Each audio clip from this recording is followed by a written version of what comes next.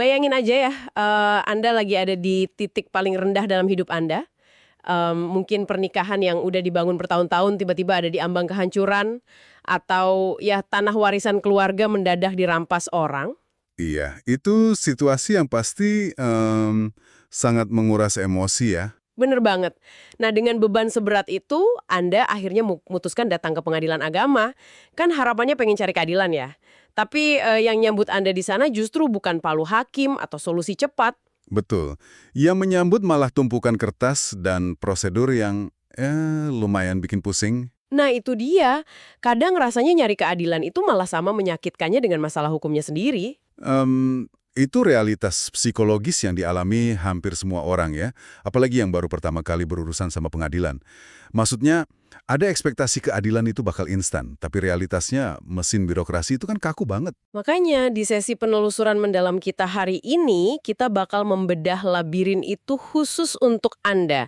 Kita bakal ngurutin prosesnya dari awal banget. Iya, dari detik pertama bawa map berisi masalah hidup Anda ke gedung pengadilan, sampai akhirnya Anda duduk di ruang sidang. Tepat sekali, dan untungnya kita punya panduan yang sangat solid hari ini. Kita ngambil referensi dari materi hukum acara peradilan agama yang disusun oleh Bapak M. Faisal Rahendra Lubis dari Fakultas Hukum Universitas Islam Sumatera Utara. Nah, sumber ini ngebantu banget buat melucuti bahasa hukum yang kaku jadi langkah yang lebih praktis ya. Benar. Oke, mari kita mulai bedah dari langkah paling awal. Anggaplah saya baru tiba di pengadilan. Logika awam saya kan bilang, saya tinggal kasih satu berkas keluhan saya ke petugas, terus ya udah kelar. Oh, kalau aja sesederhana itu ya. Nah, makanya, nyatanya saya harus bawa surat gugatan itu sampai 5 rangkep ke petugas meja I. Kenapa harus sebanyak itu sih? Di era digital kayak sekarang, bukannya ini pemborosan kertas ya? Memang kedengarannya kayak pemborosan ya. Apalagi sekarang kan zamannya serba cloud gitu. Tapi penggandaan 5 rangkap itu sebenarnya sama sekali bukan soal boros kertas. Terus buat apa dong? Jadi gini, itu adalah anatomi dasar dari transparansi hukum perdata. Setiap lembar itu punya tujuan masing-masing. Satu rangkap itu mutlak buat arsip mati pengadilan, ya, buat rekam jejak. Oke, masuk akal. Terus sisanya? Nah, 3 rangkap lagi itu buat majelis hakim. Kan majelis biasanya isinya 3 orang ya. Jadi masing-masing hakim bisa membedah dalil Anda secara independen. Terus yang paling penting itu satu rangkap terakhir. Jangan bilang itu buat pihak lawan. Betul banget. Dalam hukum kita, ada larangan keras yang namanya peradilan penyergapan atau ambuscade. Ambuscade maksudnya kayak disergap tiba-tiba gitu? Ya, Anda kan nggak bisa tiba-tiba nuduh orang di ruang sidang tanpa mereka tahu persis apa tuduhannya sejak awal. Jadi, tergugat itu berhak megang salinan fisik yang 100% sama dengan yang dipegang hakim. Oh, jadi dokumen fisik dengan tanda tangan basah ini semacam benteng pertahanan dari manipulasi ya? Tepat. Di dunia hukum, kertas fisik itu masih jadi bukti yang paling aman. Sebentar, saya mulai nangkap idenya. Meja I ini pada dasarnya kayak meja triasa di UGD rumah sakit ya? Nah, analogi yang bagus banget. Mereka nggak langsung ngadilin masalah saya, tapi mastiin semua pihak yang bakal tempur nanti punya amunisi informasi yang seimbang. Terus di meja I ini juga, petugas bakal naksir biaya perkara yang ditulis di SKUM, surat kuasa untuk membayarkan. Betul, SKUM. Petugas bakal ngitung berapa kira-kira panjar biayanya. Nah, ini yang saya penasaran. Gimana kalau saya lagi hancur-hancuran secara finansial? Saldo rekening 0, dompet kosong. Apakah pintu pengadilan otomatis tertutup buat saya? Sama sekali enggak.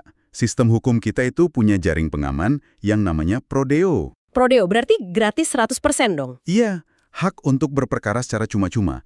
Kalau terbukti nggak mampu, seluruh panjar biaya perkara itu bakal ditaksir jadi 0 rupiah. Wah, lega banget dengernya. Tapi saya yakin prakteknya nggak segampang datang terus bilang, Pak, saya lagi miskin nih. Iyalah, jelas nggak dong. Pasti banyak orang mampu yang pura-pura miskin buat ngirit biaya kan? Analisis yang tajam. Justru karena takut disalahgunakan, syarat Prodeo ini berlapis-lapis. Nggak cukup cuma bawa surat keterangan tidak mampu atau SKTM dari kepala desa atau lurah. Oh, nggak cukup. Terus harus gimana? Surat itu harus dilegalisasi secara resmi oleh camat setempat. Kalau nggak ada legalisasi camat, pengadilan nggak akan terima. Tunggu dulu. Kenapa harus sampai camat? Kan kepala desa yang paling tahu kondisi warganya sehari-hari. Kepala desa memang tahu, tapi kedekatan personal di desa itu justru berpotensi memunculkan konflik kepentingan atau favoritisme ya.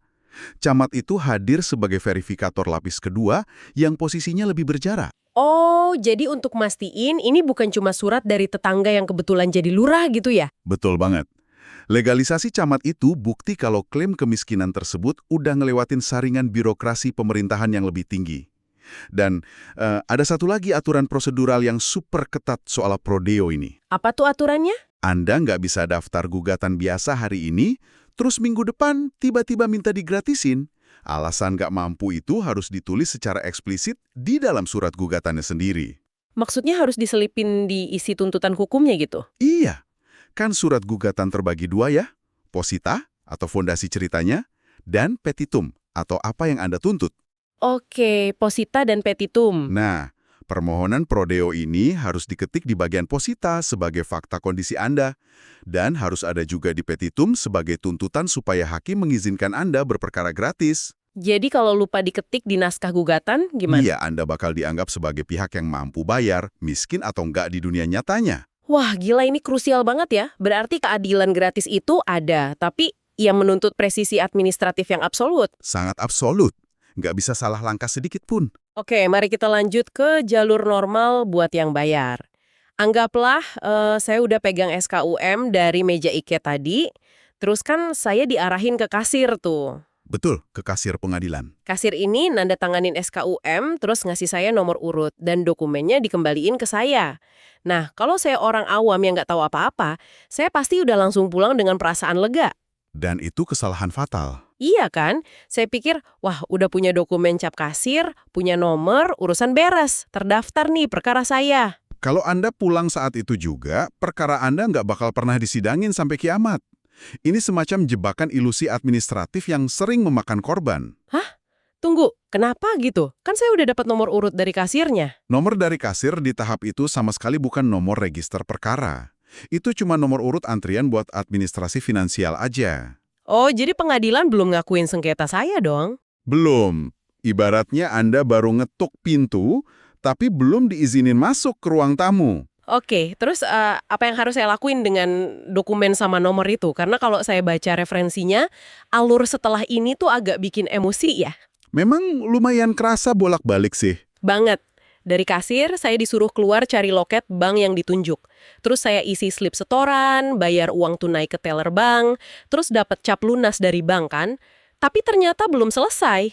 Iya, Anda harus balik lagi. Nah itu, saya diwajibkan bawa slip bank dan SKUM itu balik lagi ke kasir pengadilan.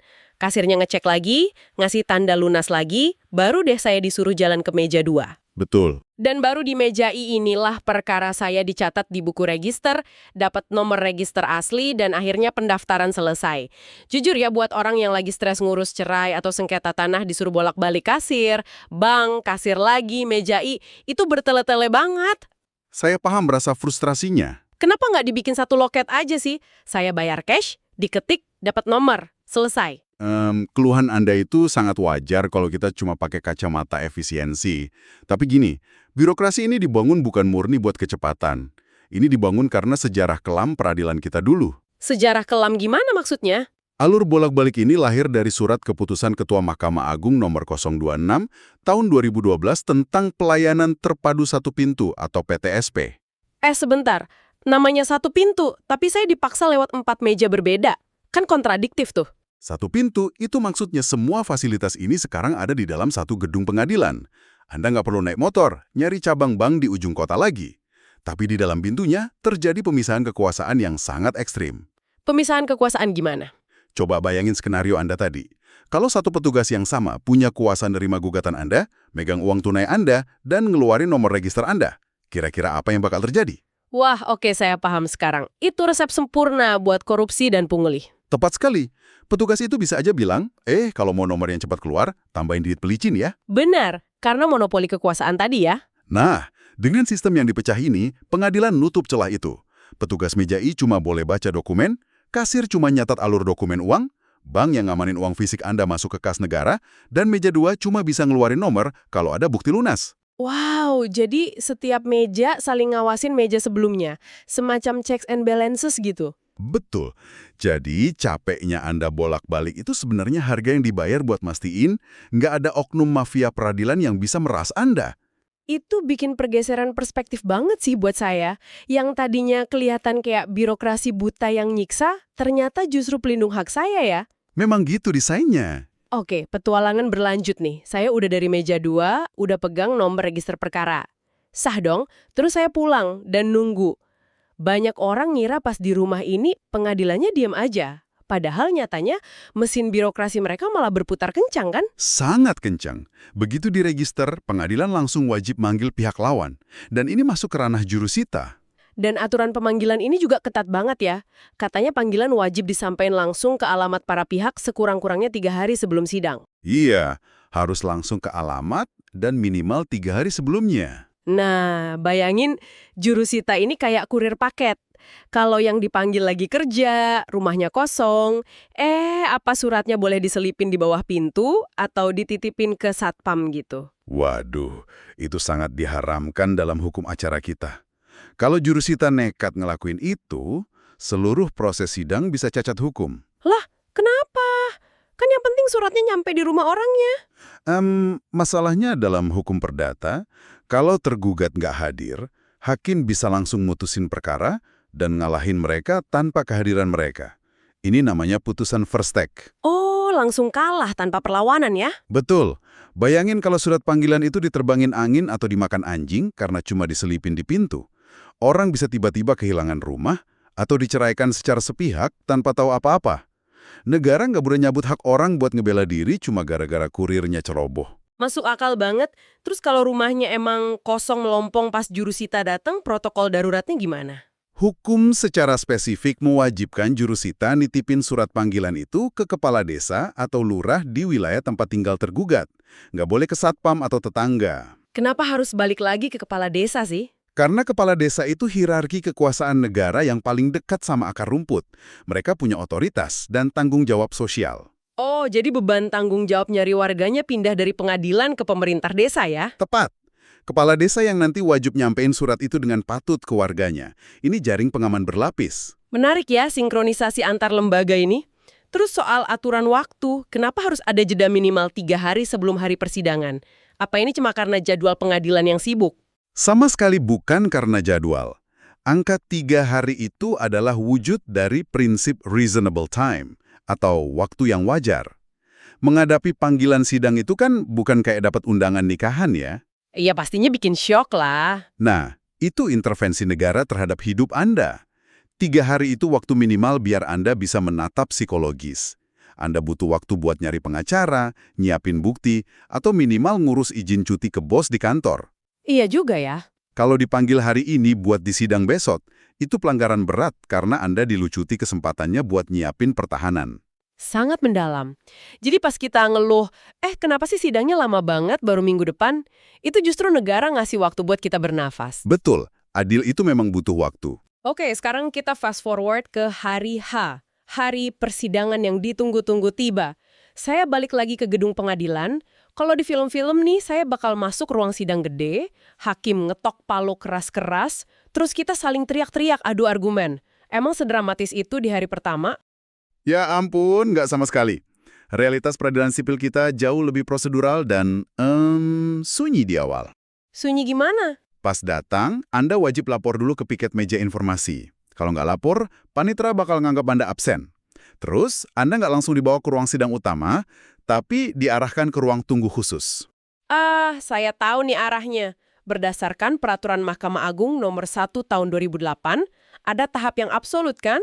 Kalau kedua belah pihak hadir secara fisik, majelis hakim wajib, garis bawahi ya, wajib menghentikan proses perdebatan dan memaksa mereka masuk ke tahap mediasi. Tepat. Kata kuncinya memang wajib. Tombol jeda darurat ditekan oleh hukum, Anda sama pihak lawan bakal dibawa ke ruangan yang biasanya lebih intim, dipandu sama hakim mediator yang disediakan gratis, atau mediator luar bersertifikat yang bayar sendiri. Jujur, ini bagian yang menurut saya paling paradoks. Paradoks gimana? Coba deh bayangin dari kacamata mereka. Sepasang suami istri ini mungkin udah berbulan-bulan saling hancurin mental di rumah. Udah capek bikin 5 rangkap berkas. Udah frustrasi main pos pemeriksaan dari kasir ke bank. Udah tegang menunggu jurusita. Intinya mereka udah siap perang secara hukum. Terus, Kenapa pengadilan seolah menutup mata sama kebencian mereka dan memaksa mereka berdamai di ruang mediasi? Nggak sia-sia tuh. atau agama itu bukan buat nyari siapa yang berdarah paling banyak, tapi buat pemulihan atau restorasi. Restorasi hubungan maksudnya. Iya, ada dinamika psikologis yang unik pas dua orang yang lagi emosi dipaksa duduk hadap-hadapan di ruang netral. Di rumah, mereka didikte emosi, mungkin dipanas-panasin keluarga, tapi di mediasi, atmosfernya beda. Beda gimana? Mereka ketemu penengah yang punya otoritas, tapi bertindak sebagai pendengar, bukan hakim yang menghukum.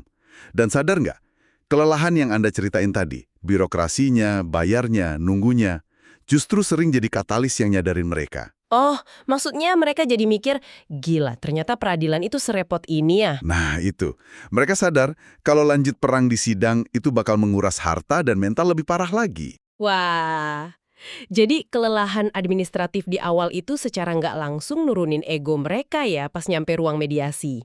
Betul banget. Itu sering jadi momentum buat win-win solution yang nggak mungkin kejadian pas mereka teriak-teriak di rumah.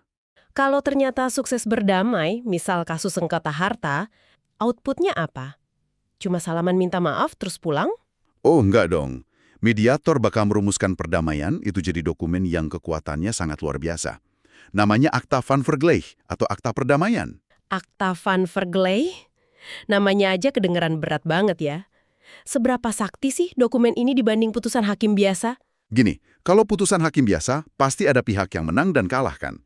Yang kalah pasti sakit hati dan ngelawan. Mereka ngajuin banding, terus kasasi, terus peninjauan kembali, sengketa bisa belasan tahun gak kelar-kelar. Iya, sering banget denger kasus yang digantung bertahun-tahun gitu. Tapi Akta van Vergleich ini matong semua itu dari akar. Akta ini punya kekuatan setara dengan putusan tingkat akhir yang udah inkrah atau berkekuatan hukum tetap. Tunggu, berarti kalau ada yang langgar janji nanti bisa langsung dieksekusi paksa? Sangat bisa dieksekusi seketika.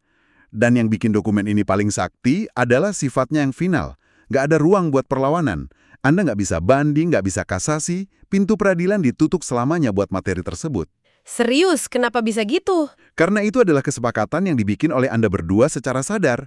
Negara menganggap resolusi terkuat itu ya yang disepakati manusianya sendiri, bukan yang didikte ketukan palu hakim. Itu brilian banget sih. Dengan buang ego dan milih damai, kita malah dapat kepastian hukum yang absolut dari negara. Tentu aja kalau mediasinya gagal total ya baru deh sidang saling bantah argumennya dilanjutin ya. Betul, baru masuk ranah konvensional. Tapi sekarang kelihatan kan, kenapa mediasi ini ditaruh di garda terdepan. Jelas banget. Mari kita tarik napas bentar dan lihat lagi peta yang udah kita jalanin. Kita mulai dari rasa frustrasi soal 5 rangkap di meja I, yang ternyata instrumen keadilan buat lawan. Terus kita masuk alur ribet antara kasir dan bank, yang ternyata benteng anti korupsi bernama PTSP. Iya, dan kita juga ngelewatin proses jurusita dan kepala desa yang ternyata jaring pengaman hak warga. Sampai akhirnya kita mendarat di ruang mediasi. Tempat hukum justru berusaha sekuat tenaga buat mencegah persidangan itu terjadi. Perjalanannya memang kelihatan kering secara administratif ya. Tapi kalau dipahami, ini penuh filosofi tentang negara yang ngelindungin manusia dari ketidakadilan institusi, bahkan dari emosinya sendiri. Bener banget. Dan sebelum kita nutup sesi penelusuran mendalam hari ini, saya pengen ninggalin Anda dengan satu pemikiran ini. Selama ini kan kita awam sering banget ngeluh, kenapa sih birokrasi pengadilan tuh panjang dan lambat banget? Tapi setelah kita bedah hari ini, pernah nggak Anda mikir? Gimana kalau kerumitan ini memang sengaja didesain untuk nggak efisien? Sebuah perspektif yang menarik. Gimana kalau birokrasi yang panjang ini sebenarnya adalah mekanisme pendinginan paksa yang diorkestrasi sama hukum?